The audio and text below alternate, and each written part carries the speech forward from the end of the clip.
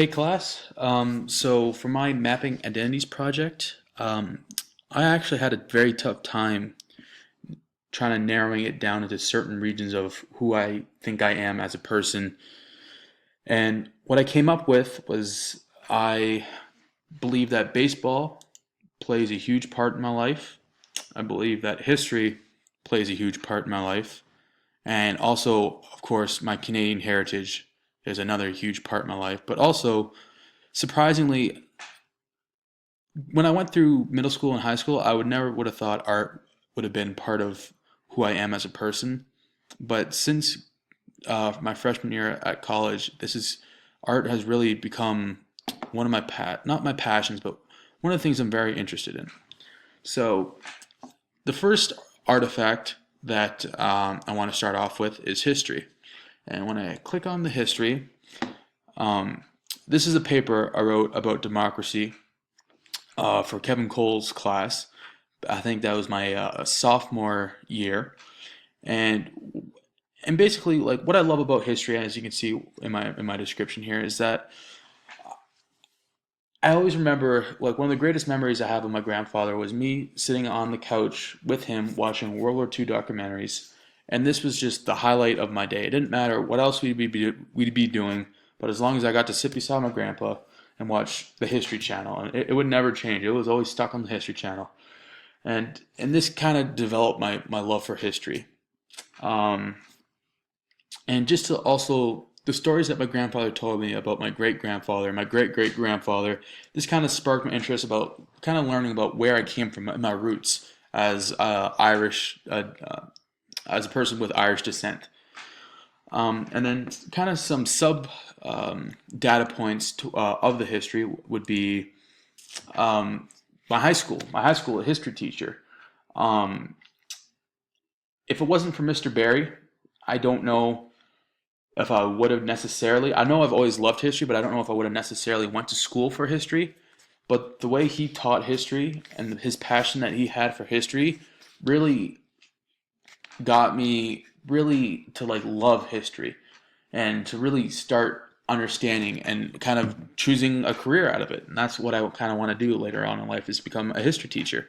So, Mr. Barry, thank you very much for showing me the ways of the ways and passion that you had for teaching history. And if I click on this link, it'll show me Paul Barry. I'm going to go back, and I am going to just kind of clear this out for everybody. So there's me, there's my Canadian heritage, there's my art, there's my USF baseball, and then here's my history. So I went over St. Michael's, and then I'm also going to go over the USF entrance. And I included this because this is where I'm studying history. This is the place that I chose that learning history would be the right place for me. And I wanted to get the old arches by the Science Center, but the picture came out too blurry, so I had to settle for this picture of the Cleveland Center.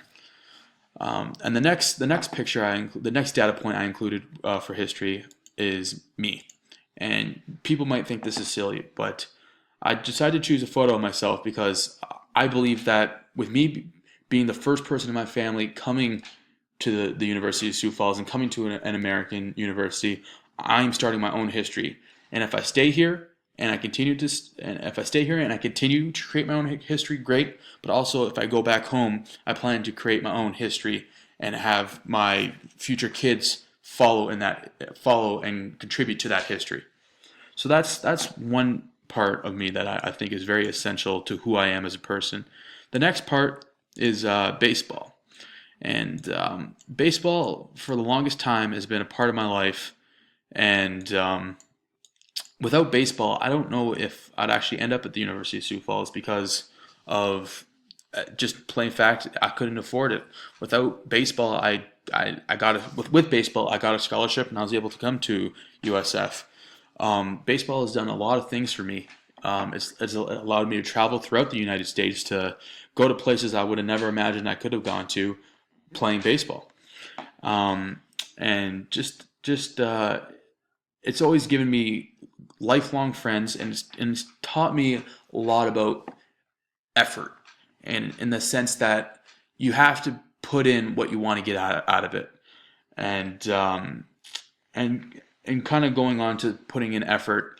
I think the next best thing to look at would be the data point of this poem.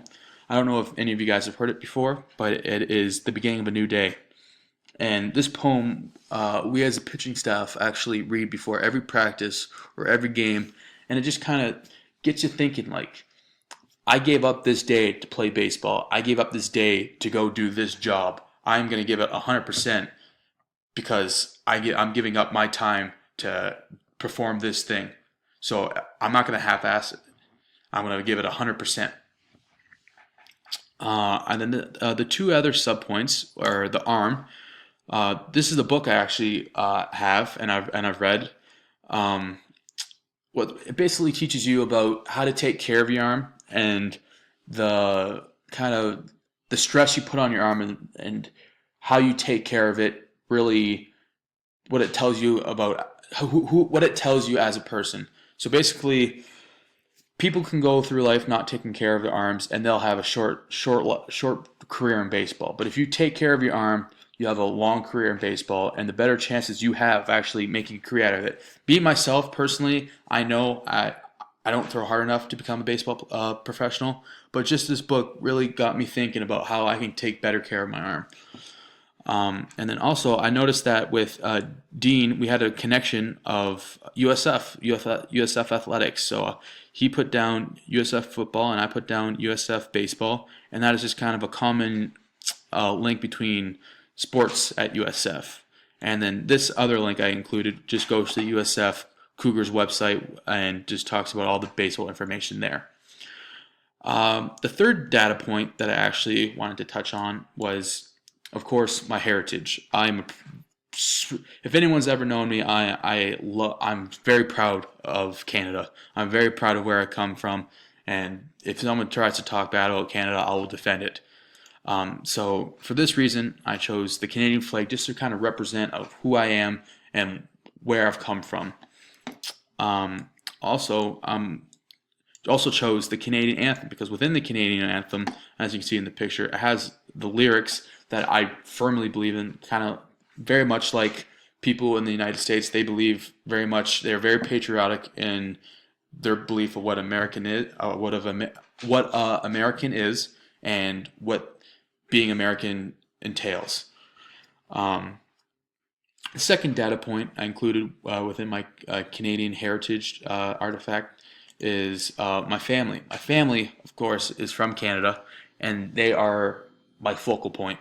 I couldn't do many things in life if it wasn't for my family. Have always been there by my side through ups and downs, and I'm forever grateful. The third data point that I put for my Canadian heritage was my high school motto. And basically what my high school motto was Doce mi botianum, is disciplinum e scientiam. And what this means is teach me goodness, discipline, and knowledge. And this is something I carried over from high school through college, and I plan to carry this throughout my adult life. So that's my Canadian heritage. Now going over to my art. This is something I never thought I'd include on my mapping identities page, but sure enough, in the past couple of years, I've really come to appreciate how people are able to create such magnificent pieces of work. So this is a drawing that my buddy Justin Underwood did of one of his buddies back home, and I love this because he uses the exact same pencil, and he's able to get different shades, and he's able to manipulate the pencil in ways that I could never even think of doing. And the shades he gets is just it blows my mind. And then the first data point I got off of this is the owl. So this is my, as you can see in the photo here, it's me and my girlfriend. We kind of painted this together.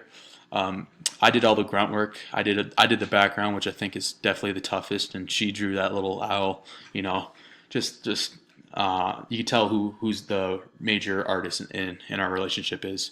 But it's just kind of, I find it interesting how you can stare at it. You can start with a blank canvas and start and end up with something so beautiful. Um, and the second data point within art I chose is Cozumel, and this is actually a painting I picked up when I was in Cozumel, Mexico, and it just reminds me of all my travels. I watched this artist. He was just a local guy, and he had spray paint, little caps, and a scalpel. And he said, "I can paint you." And he showed me these pictures, and I said, "I wanted that one." And sure enough, half an hour later, he comes up with this beautiful masterpiece. And I just like to look at it every once in a while to like remind me of everywhere I've traveled and how great of a time I've had traveling. Um, and then finally, I'm going to talk about the links between me and other people. So I noticed with my tattoos link that Megan Powell actually decided to link it, and I guess she has a very good interest in tattoos, and that's awesome. And then for my other links, including the arm, I noticed that Tatiana, she had a bookcase with all the books that she loves and books she wants to read in the future. So I decided to include the arm into the bookshelf, and the bookcase, and I thought this would be a good connection. And then again, like I've talked about before, the USF athletics between me and Gunner, and then with Tenley, um, I decided to link my art with her because she I guess she's a very good artist and she loves art. So I decided to link my passion and interest for art with her passion and interest for art, and that's just kind of who I am as a person. I'm a very simple guy, but these are the things that I love and enjoy. And thank you for listening to my presentation.